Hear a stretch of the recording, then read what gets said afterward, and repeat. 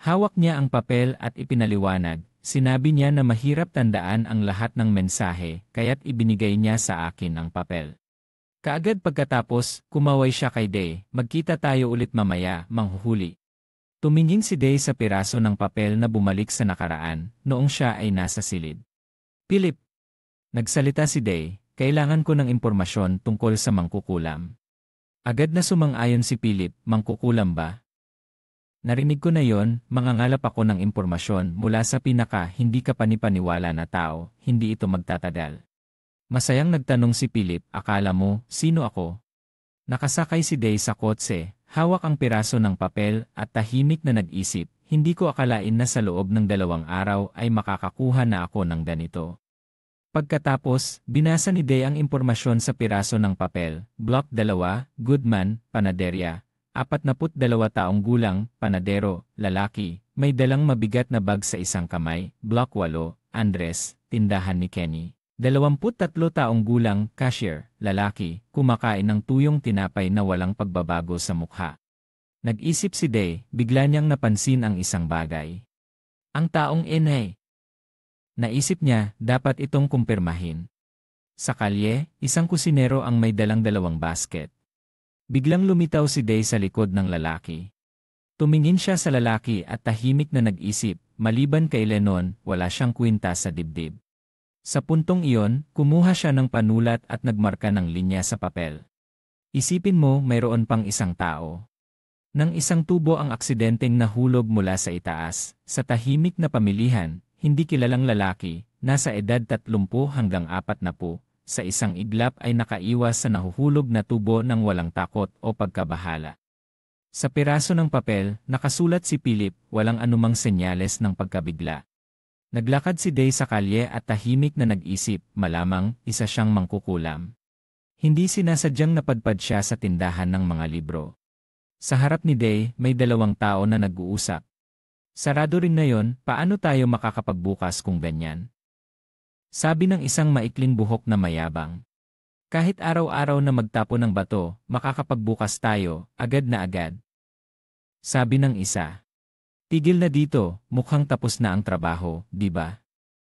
Nang marinig iyon, sumigaw ang lalaki na nakasuot ng overalls at nagmura, bobo. Sinasabi nilang magbabayad ng doble kung ibebenta ang tindahang ito. Paano tayo titigil? Ang mukha ng lalaki ay mapanlikha. Tumingin sa malaking bato at sinabi, sa pagkakataong ito, itapon sa 2 palapag, hindi na sa tindahan, sa bahay na mismo. Pipilitin natin ang mga nandyan na umalis. Pagkatapos, ang batang lalaki ay nagtatangkang itaas ang bato upang itapon at nagsabi, halika, hayaan mong ipakita ko sa iyo kung paano. Sa puntong ito, mula sa itaas, narinig ang boses ng isang batang babae na nagngangalang Veronica na sumigaw ng galit, hey, umalis ka na. Labis siyang nagalit at sinabihan ang 2 batang lalaki, narinig ko ang lahat. Kaya pala kayo ang nagtatapo ng bato sa tindahan ng libro. Sa puntong ito, nagalit siyang nagpatuloy, mag-ingat ka at umalis ka na, mga walang kwentang tao. Tumingin sa batang babae, ang 2 batang lalaki ay nag-isip, ang maputlang ginto ay tapang at determinasyon. Gayunpaman, sa kabila ng lahat, mukhang natatakot siya. Ang 2 batang lalaki ay hindi natakot sa sinabi niya, kinuha ang bato at hinamon, bakit? Akala mo hindi namin nakikita na nanginginig ka sa takot? Ang ganda ng bahay mo. Kami nga, wala pang matulugan dito. Nag-alala si Veronica at sinabi, tumahimik ka, darating ang mga matatanda. Agad na nagtatapon ng bato ang mga bata sa bahay niya na nagdulot sa kanya ng takot at sumigaw. Tumingin sila sa kanya na may hamon, ang tono ay puno ng pangungutya. Sino bang hindi alam na puro bata at matatanda lang ang nandyan? Sa puntong ito, siya ay nanginginig at sumigaw, tumahimik. Umalis kayo dito. Si Day ay nanatiling tahimik sa isang sulok na nagmamasid sa sitwasyon. Isang batang lalaki ang patuloy na nagtapon ng bato sa bahay niya at sumigaw, sa pagkakataong ito ay tuwirang nakatuon sa kanyang mukha. Nagsimula nang magpansin si Day at bigla siyang nakaramdam ng takot nang mapansin niyang gumagamit siya ng mahika. Nakita niyang nakataas ang kanyang mga kamay sa harap, ang mana na kulay asul ay bumabalot sa malaking bato, huminto sa hangin. Pagkatapos, ito ay bumalik sa dalawang batang lalaki. Ang malakas na hangin ay nagdulot sa kanila ng takot. Anong nangyayari dito? Siya ay nanginginig pa rin, nakatingin sa kanyang mga kamay na puno ng pagkamangha. Si Day ay hindi rin nagkulang sa pagkabigla, ilusyon lang iyon, subukan mo ulit. Si Day ay nakatayo sa isang sulok, nag-iisip, hindi malinaw na ito ay mahika. Si Veronica mula sa itaas ay nanginginig at sumigaw, umalis ka. Ngunit hindi pinansin ng mga bata, mas naging matapang sila, bawat isa ay may hawak na bato at sumigaw, nagpapanggap ka bang matatag? Wala kang magagawa dyan. Dalawang bato ang tumakbo patungo sa kanya. Si Veronica ay nagsara ng kanyang mga mata, nag-isip na hindi niya maiiwasan. Nang makita ang mga batong papalapit sa kanyang mukha, agad na ginamit ni Day ang kanyang lakas. Lumikha ng isang malakas na hangin na nagdulot sa dalawang bata na sumigaw. Anong nangyayari dito? Ang lakas ng hangin.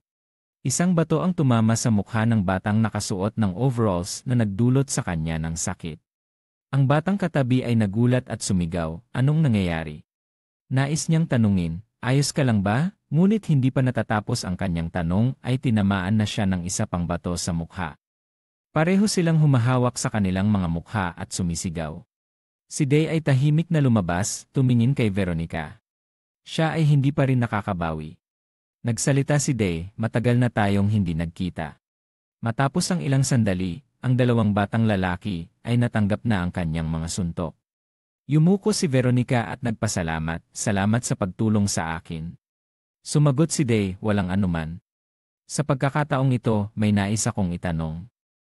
Ganun din ako. Ikaw ba ay isang mangkukulam? Gumamit ka ba ng mahika kanina? Ha? Gusto mo bang pumasok at makipag-usap? Tumango si Day at pumasok sa bahay. Ako si Veronica. Day. Pasensya na sa pagsigaw sa'yo. Noong nakaraan, akala ko kasama ka ng mga nagtatapon ng bato. Naiintindihan ko, madaling magkamali sa sitwasyon noon. Salamat sa pagtulong sa akin. Kung wala ka, tiyak na magkakaproblema ako. Walang anuman. Gusto ko lang talagang tingnan ang tindahan ng mga libro. Nais lang niyang matutunan ang tungkol sa mahika, hindi niya akalain na makakasalubong siya ng ganitong malaking bagay.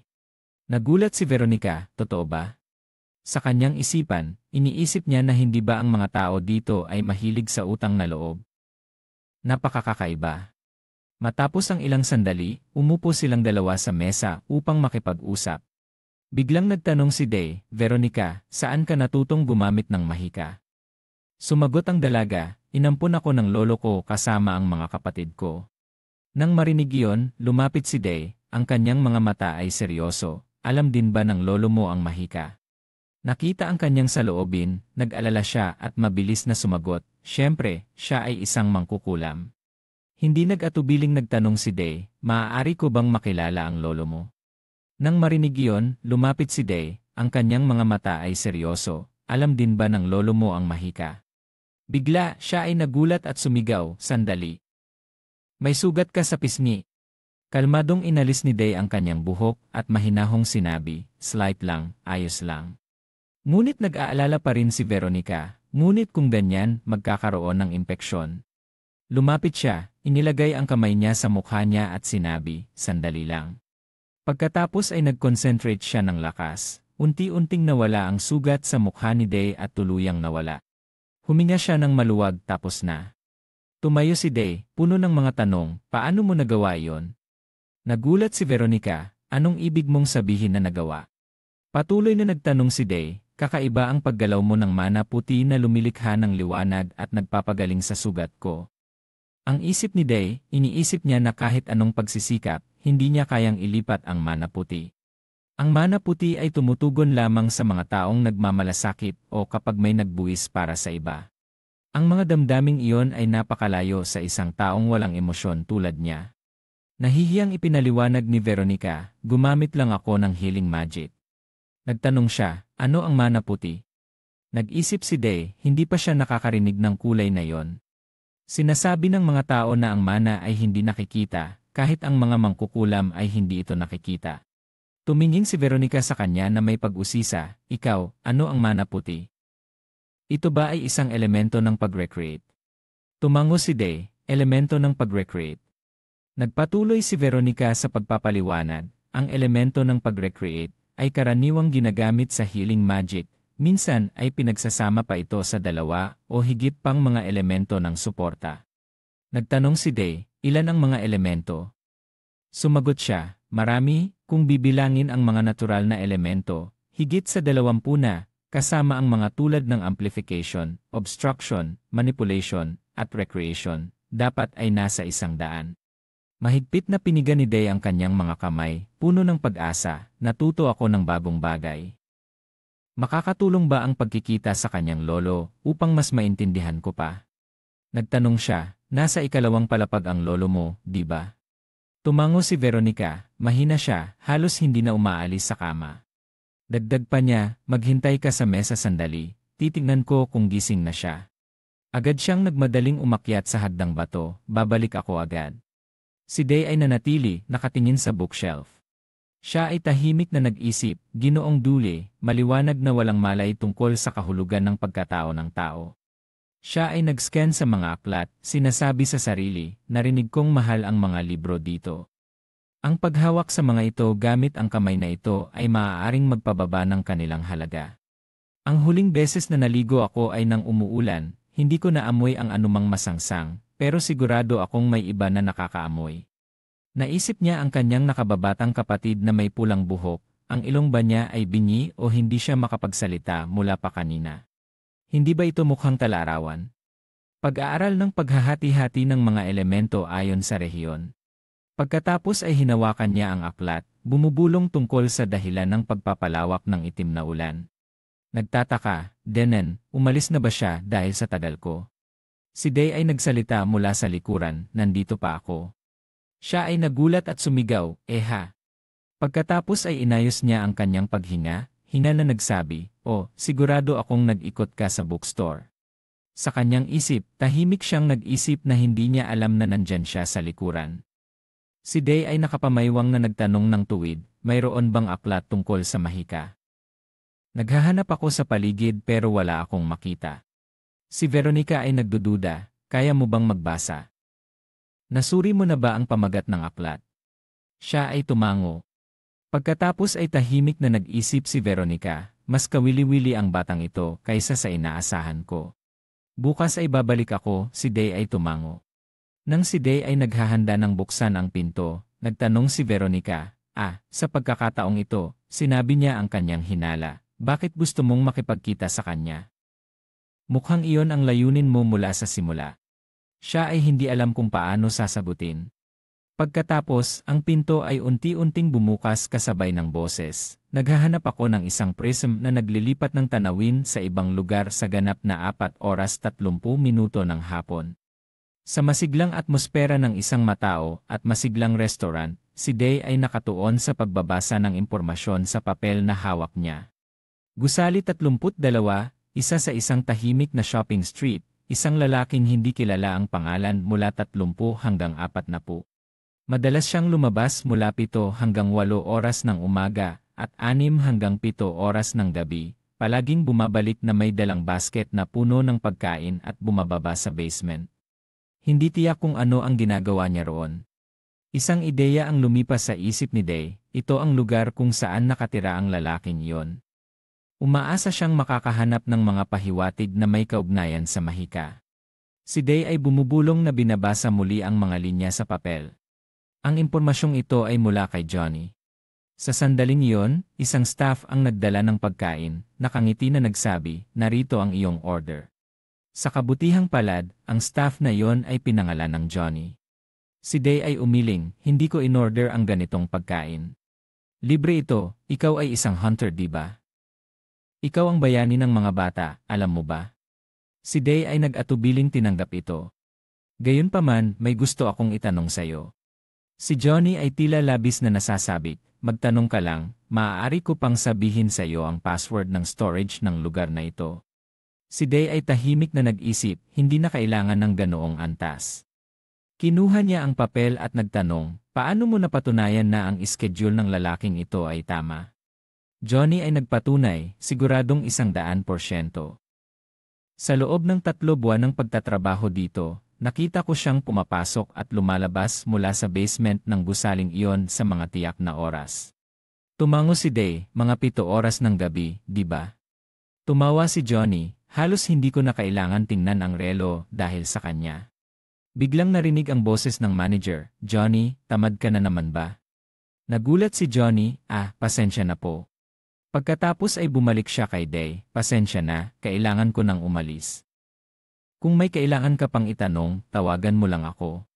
Tumingin si Day habang tumatakbo si Johnny pabalik sa kanyang trabaho at sinulyap ang relo, 6 oras ng gabi, may 1 pang oras. Nagsimula siyang kumain ng pagkain sa mesa, sa isip-isip, kailangan kong maghintay mula ngayon. Hindi nagtagal, naubos na ang pagkain. Uminom si Day ng huling patak ng tubig, nakatingin ng matagal sa labas. Bigla, lumaki ang kanyang mga mata, ang taong hinihintay ni Day ay lumitaw na. Tumingin si Day sa mana ng lalaki, agad niyang napansin ang pulang mana sa paligid, pati na ang mga bilog na parang sa isang mage na may salamin. Sigurado akong isa siyang mage.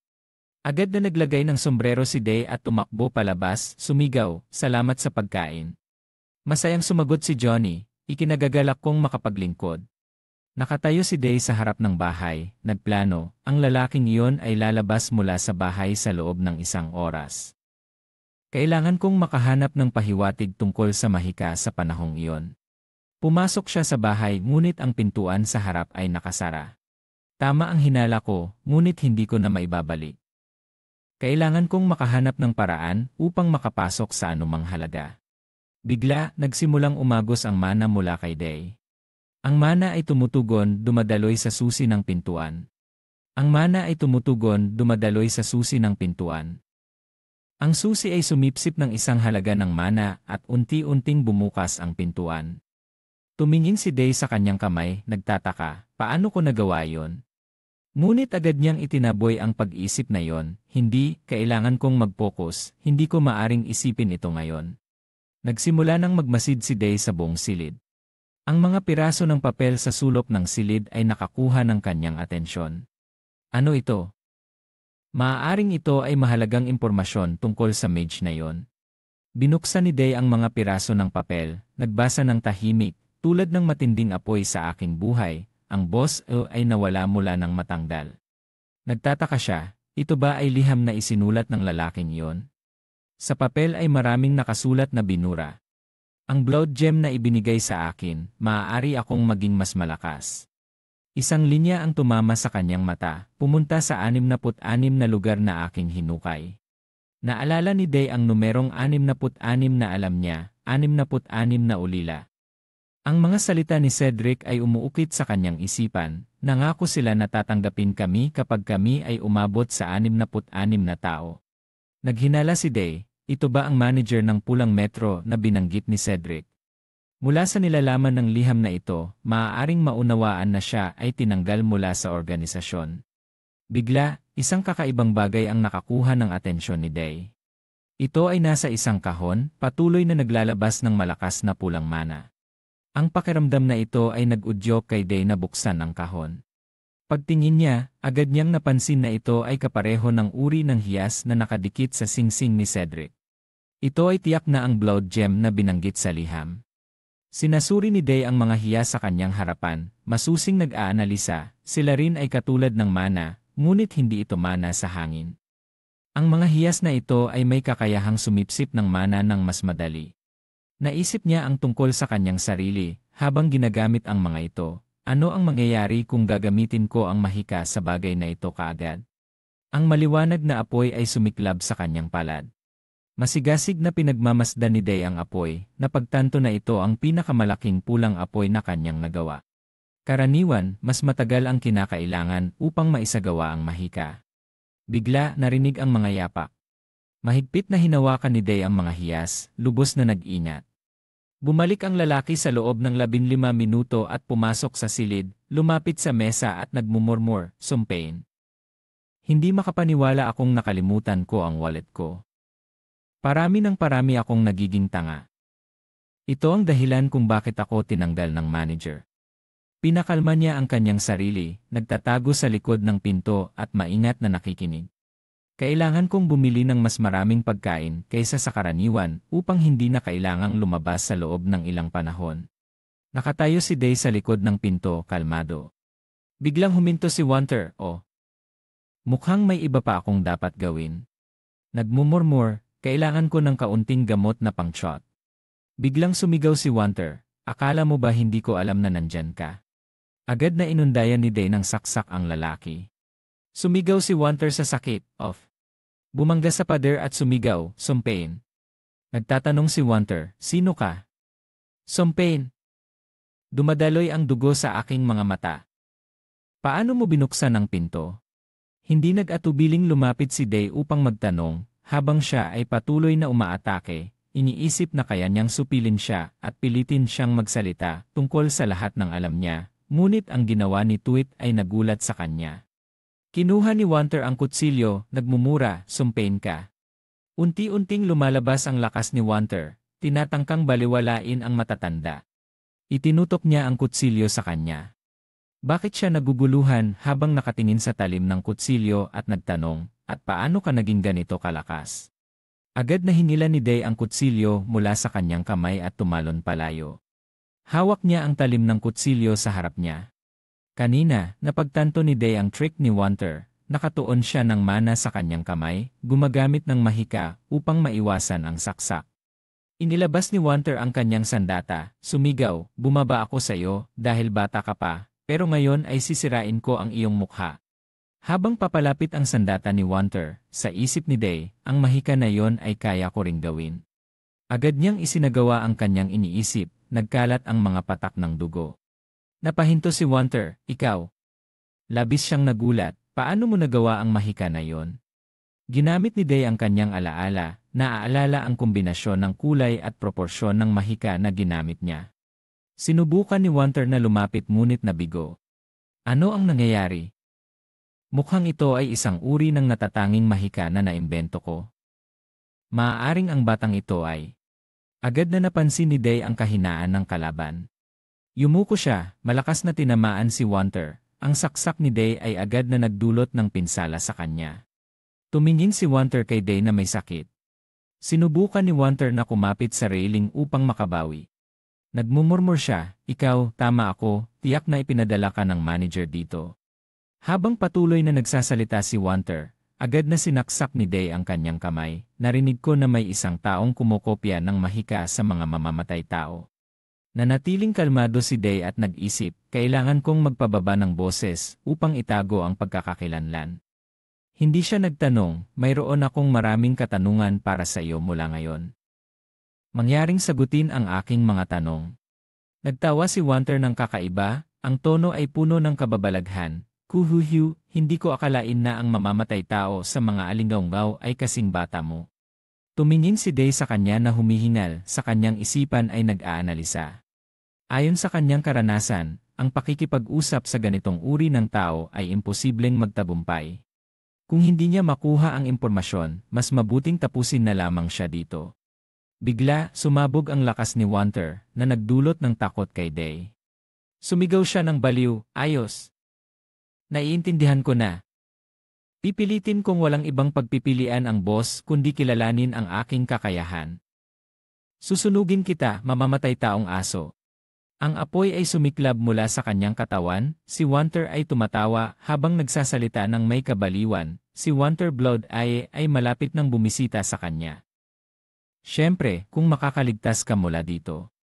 Kalmado si Day na nagmamasid, sinusuri ang mana na masiglang dumadaloy sa paligid ng mga bilog at ang pulang mana na mabilis na kumakalat sa kanyang katawan sa pamamagitan ng mga ugat. Nakatitig siya, nag-iisip, talagang delikado ang sitwasyon. Kung hindi ko mapoprotektahan ang sarili gamit ang mahika, magkakaroon ako ng malaking problema. Ang mga apoy ay sumiklab ng mas matindi, sumigaw si Walter, mamamatay tao. Dumating ka rito upang patayin ako at kunin ang blood gem. Tumakbo siya patungo kay Day na may hamon, subukan mong patayin ako. Agad na naglabas si Day ng mana, lumikha ng isang kalasag, humadlang sa atake mula sa apoy. Patuloy na tumatawa si Walter, pinuri, proteksyon. Maganda. Kung mamamatay tao ka na dumating dito upang patayin ako, dapat ay gumamit ka ng mahika sa antas na iyon. Ang mga atake ni Wanter ay lalong naging masigla. Nagtatawa siya, naghahanda ka lang bang magdepensa? Ngunit hanggang kailan, sinubukan ni Day na mag-isip ng plano, hindi siya makalapit sa kanya dahil siya ay napapalibutan ng apoy ng proteksyon na ito na hindi rin magtatagal. Ang mga susunod na pangyayari ay nagdulot ng sorpresa sa kanya. Nagliliyab muli ang apoy, si Wanter ay tumawa ng baliw. Paano naman ito? Napagtanto ni Day ang kanyang mga limitasyon, hindi niya kayang pigilan ito. Pinagmamasdan niya ang lakas ni Wanter, nag-isip, una, kailangan kong patayin ang apoy. Patuloy na umuusad si Wanter, patuloy na nang aasar, binawi mo ba ang iyong proteksyon? Bobo ka ba? Huminto siya, nagulat nang ilunsad ni Day ang isang bagong atake. Narinig ni Wanter ang boses, gumamit ka ng dalawang pangunahing uri ng mahika ng sabay. Ang atake mula sa tubig ni Day ay tumama ng diretsyo sa kanya. Labis na nagulat si Wanter, ikaw. Gumagamit ka pa ng elemento ng tubig. Hindi ka ba isang mamamatay tao? Bago siya makapag-react, ang atake ay tumama na sa kanya. Nagbago ang eksena, dahan-dahang lumabas si Day mula sa bahay. Basa ang kanyang katawan, patuloy ang pagdugo mula sa kanyang ilong, bunga ng paggamit ng mahika sa pinakamataas na antas. Pinunasan ni Day ang dugo, sa isip niya, walang kapantay ang lakas ng mahika. Ang mana ay maayos na gumagalaw, ang bilis ng pagsasama ng mga kulay ay mas mabilis. Humahanga siya sa kalaban, talagang malakas si Wanter. Hindi ko maisip kung gaano kalakas ang mage na may isang salamin sa mata. Inamin ni Day na sa kasalukuyang lakas, hindi siya makakapaghiganti, ngunit basta't may sapat na oras, magiging mas malakas siya. Kinuha ni Day ang hiyas mula sa bulsa ng kanyang pantalon, nagmumurmur, kung alam ko lang na ganito ang mangyayari. Ang mga kumikislap na hiyas ay nagniningning sa kanyang kamay habang sinasabi niya, nakuha ko na ang lahat ng mga ito. Kinabukasan, dumating si Day sa tindahan ng libro. Pumasok si Day, si Veronica ay may hawak na maraming libro, masiglang bumati kay Day, nandito ka na. Pasok ka. Tiningnan siya ng may kalmadong tanong, nagpalit ka na ng damit? Kahapon, nakasuot ka pa ng raincoat, di ba? Tumugon si Day ng kalmado, tinanggal ko na. Naalala niya ang imahe ni Wanter, huminga ng mabuti, nalubog sa pag-isip. Kahit na hindi siya nakita sa kanyang mukha, dahil madilim ang silid, nakilala pa rin niya ang suot niya.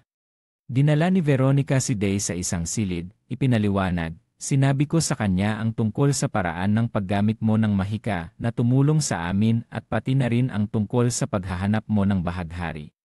Tinanong ni Day, wala ka nang sinabi pa, tama ba? Sumagot si Veronica, wala ka ring sinabi pang iba. Tumingin si Day sa pinto ng silid, kung saan may isang magkasintahan na nakatayo, nakasilip na nagmamasid sa kanya ng may pag-usisa.